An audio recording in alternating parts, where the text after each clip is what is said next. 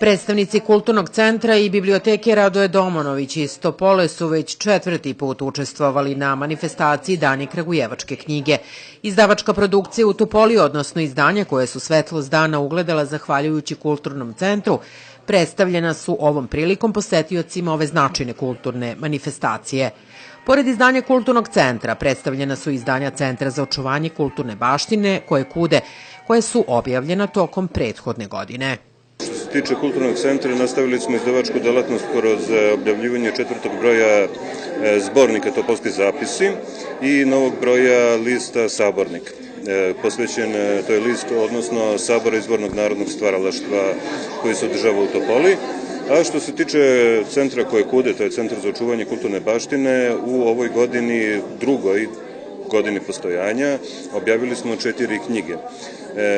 Doktora Živka Lazića Šapat predaka, Nenada Popovića Ona i svet, roman i zajednički sa bibliotekom grada Kragujevca razgovore sa Desimirom Blagojevićem, a godinu smo završili objavljivanjem knjige o crkvi u Goroviću.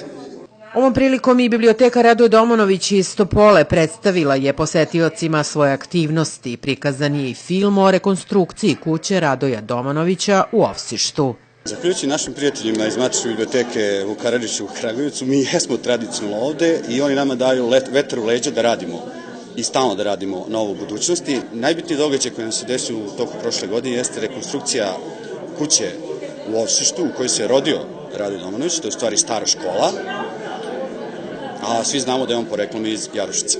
Poslednjeg dana manifestacije Dane kragujevačke knjige posetioci će imati priliku da pogledaju prošlogodišnje izdanje Univerziteta u Kragujevcu, a moći će da čuju i detalje o zavičajnosti u Somboru. Portret zavičajnog stvaraoca Milana Dedinca predstavit će Anđela Ognjanović, a kantautor Veljko Stjepović koncertom će zatvoriti ovogodišnje 4. po redu Dane kragujevačke knjige.